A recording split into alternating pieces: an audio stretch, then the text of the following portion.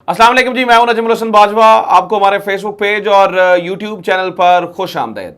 नाज़रीन कराम, PP07 कोहटा की ये सीट एक बार फिर से चांस बनता हुआ नजर आ रहा है। ये सीट छीनी गई तहरीक इंसाफ से। ये सीट तहरीक इंसाफ के नाम थी, ये सीट छीनी गई तहरीक इंसाफ से। अभी ये जो कार्रवाई हुई है RO ऑफिस में, ये बड़ी जबरदस्त कार्रवाई हुई है।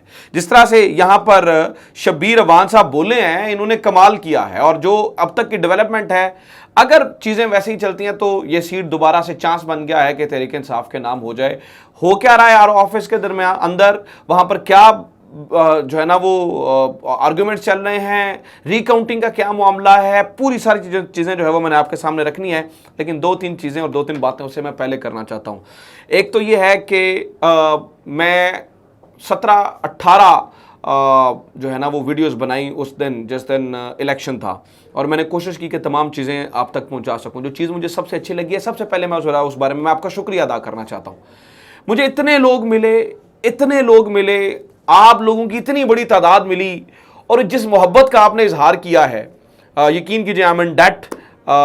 जिस तरह से आपकी मोहब्बत उस दिन मैंने देखी है, मुझे और जिम्मेदारी का एहसास हुआ है कि मैंने और जिम्मेदारी से चीज़ें जो है वो खंगाल के आप तक लेके आनी है। आपकी मोहब्बतों का बहुत शुक्रिया, आपके एतमाद का बहुत शुक्रिया।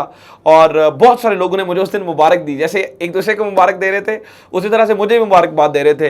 खैर, मुझे मैं सबसे पूछता था, मैं कोई MP के इलेक्शन पे तो नहीं खड़ा था, मुझे क्यों मुबारकबाद दे रहे हो। मैं था, इमरान रियाज थे, सदीक जान थे, फ़ारूक वड़ाई थे, ये सारे हम उस वक्त कंट्रोल रूम के अंदर खड़े थे जब ये जो है ना वो आ रही थी सारी चीज़ें।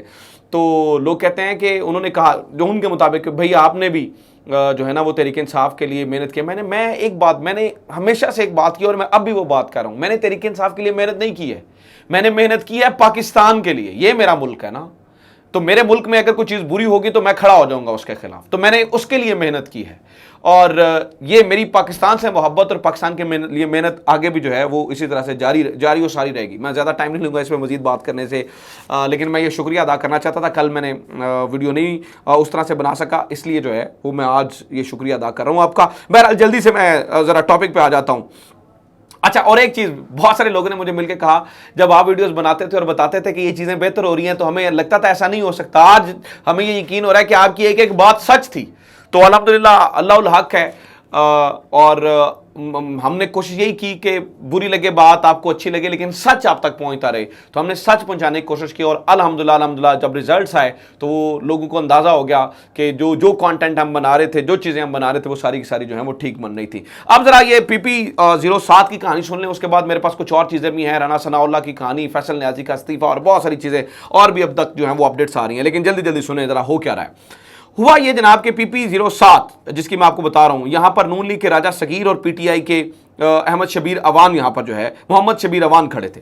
ठीक है, अब शबीर अवान, जियो भी ये बता रहा था रात तक, आपको पता है मैं मॉनिटर कर रहा था जियो को, मैं बताया मैं कंट्रोल रूम में भी था, और यहां पर भी मेरे यहाँ जो चीजें आ रही थी कि जियो में PP07 जो है उसमें तहरीक इंसाफ पहले वक्त से जो है वो लीड पे चल रही थी। अचानक RTS बैठता है, और जो वोट्स आते हैं वो 68,906 नून लीग के और 68,857 पाकिस्तान तहरीक इंसाफ के, यानी कि 49 वोटों से पाकिस्तान मुस्लिम लीग नून जीत जाती है।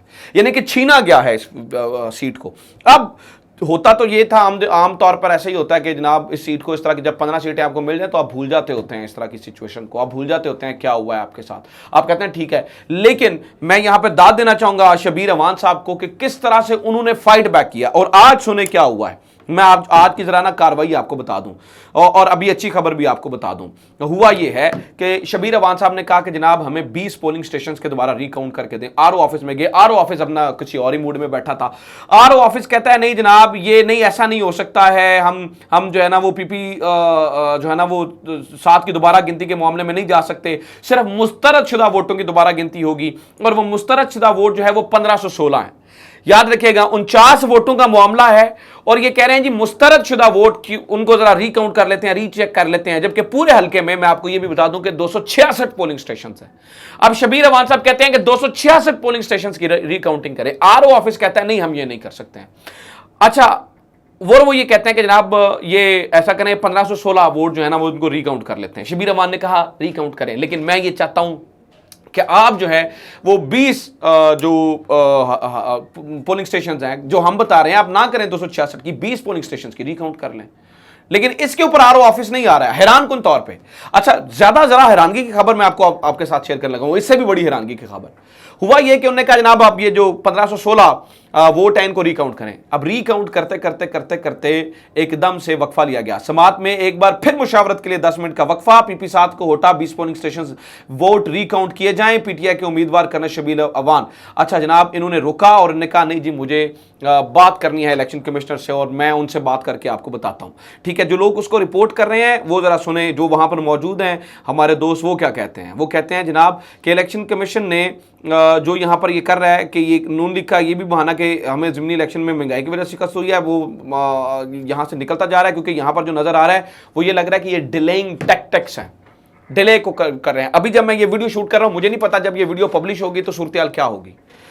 जब मैं वीडियो शूट कर रहा हूं तो उस वक्त तक एक बार फिर से जो है वो वक्फा चला गया है। अब मैं ये क्यों कह रहा हूं चांस बन गया है।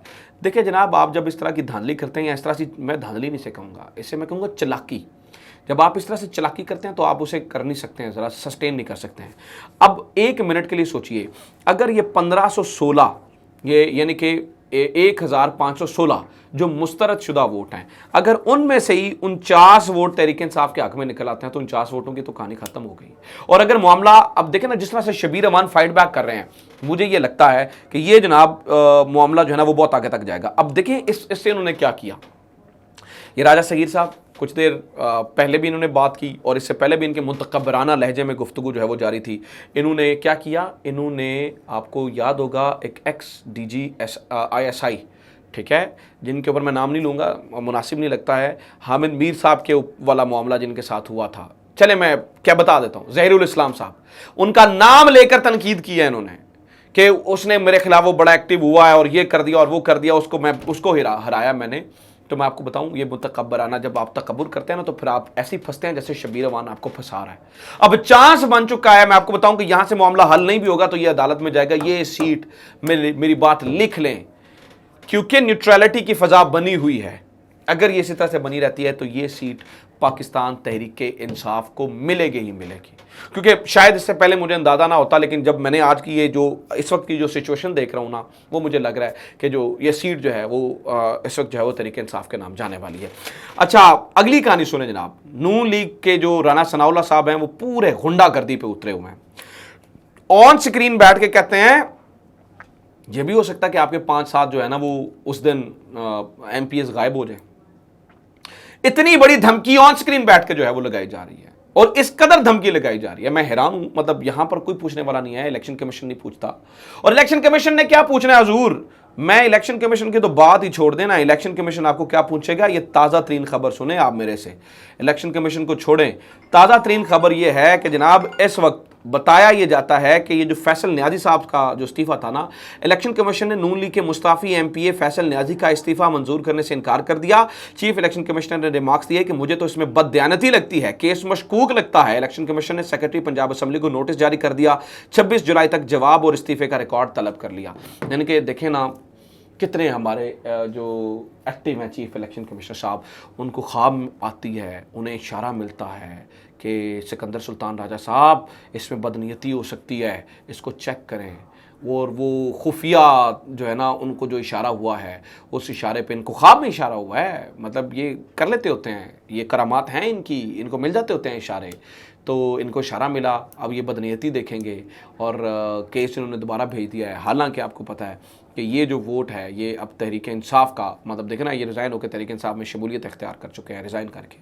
तो इससे क्या फ़र्क पड़ेगा, क्या आप उनको वोट कास्ट करवा लेंगे फैसल न्याजी साहब को प्रेशराइज़ करके, या आप जिस तरह से ये धमकियाँ दे रहे हैं कि हम 5 MPs गायब कर देंगे, तो क्या लोग नहीं देख रहे? मैंने पिछले दिनों एक बात पढ़ी और वो बड़ी ज़बरदस्त बात थी, और फवाद चौधरी ने वो लिखी। उन्होंने कहा कि ये जो है ना, ये जो राना सनाउल्लाह साहब है ना, ये इनका हिसाब पता क्या है, आपने खेत देखे होंगे, उनमें खेत में जो है ना वो कौवे उड़ाने के लिए आपने एक जो है ना वो एक पुतला बनाया होता है। ये मेरे अल्फाज नहीं है, अगेन कल को ये ना कि राना साहब के नजम बाजवा जो है वो बैठ के मेरे खिलाफ बात करता है, मैं नहीं कह रहा हूँ, ये फवाद चौधरी के अल्फाज है। वो कहते हैं कि वो एक पुतला ना, उसमें डंडा दे के आपने खड़ा किया होता है और वो कौवों को डराता है, ठीक है। फवाद चौधरी कहते हैं राना सनाउल्लाह साहब का हिसाब उसी पुतले जैसा है, जबकि उस पुतले में जो डंडा है ना, वो डंडा किसी और का है। यानी कि इनकी जो कहने का उनका मतलब है, जो इनकी ताकत है ना, वो ताकत कोई और है, कहीं और से शायद इनको जो है वो इस तरह की चीज़ें हो रही हैं, इस वजह से ये सारी कहानी जो है वो करने की कोशिश कर रहे हैं। बहरहाल PP07 इनके पास जाती हुई मुझे नज़र नहीं आ रही है। अपना ख्याल रखें। खुदा हाफिज़। पाकिस्तान जिंदाबाद।